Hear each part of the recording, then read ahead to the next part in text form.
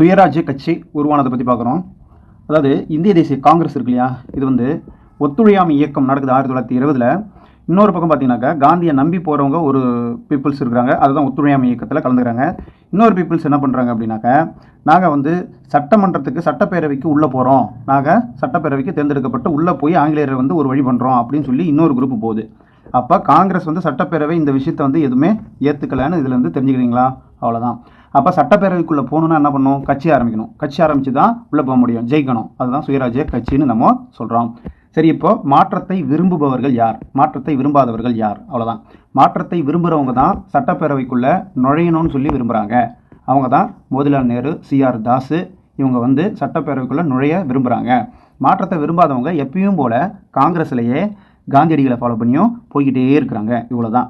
இப்போ என்ன சொல்கிறாங்கன்னா, 1919 இரட்டை ஆட்சி அறிமுகப்படுத்தப்படுது. அந்த இரட்டை ஆட்சியில் பங்கேற்பதன் மூலம் தான் காலனி ஆதிக்க அரசை பாதிப்படைய வைக்க முடியும்னு சொல்லி தீவிரமாக நம்புகிறாங்க மாற்றத்தை விரும்புபவர்களான மோதிலால் நேருவும் சிஆர் தாஸும். அதே போல் அடுத்தது மாற்றத்தை விரும்பாதவர்கள் எப்பயும் போல் இருக்கிறவங்க தான் இந்த வல்லபாய் பட்டேல், சி ராஜாஜி உள்ளிட்டவர்கள் காந்தியடிகளை ஃபாலோ பண்ணி தீவிரமாக ஒத்துழையாமை இயக்கத்தை ஃபாலோ பண்ணி போய்கிட்டு இருக்காங்க. இவ்வளோதாங்க. இப்போ மோதிலால் நேருவும் சிஆர் தாஸும் எடுத்துக்கிட்டால் எப்போ வந்து இந்த சுயராஜ்ய கட்சியை தொடங்கினாங்கன்னு ஒரு கேள்வி. 1923 ஜனவரி முதல் நாள். அவ்வளோதான். 1923 ஜனவரி முதல் நாளில் சுயராஜ்ய கட்சி தொடங்கினாங்க. இப்போது இந்த கட்சி என்ன பண்ணுதுன்னா, காங்கிரஸ் கட்சியினுடைய சிறப்பு அமர்வு இதை அங்கீகரிக்குது. அதாவது சுயராஜ்ய கட்சியை காங்கிரஸ் கட்சி வந்து என்ன பண்ணுதுன்னா அங்கீகரிக்குது. எப்போனா சிறப்பு கூட்டத்தில் அங்கீகரிக்கவும் செய்யுது.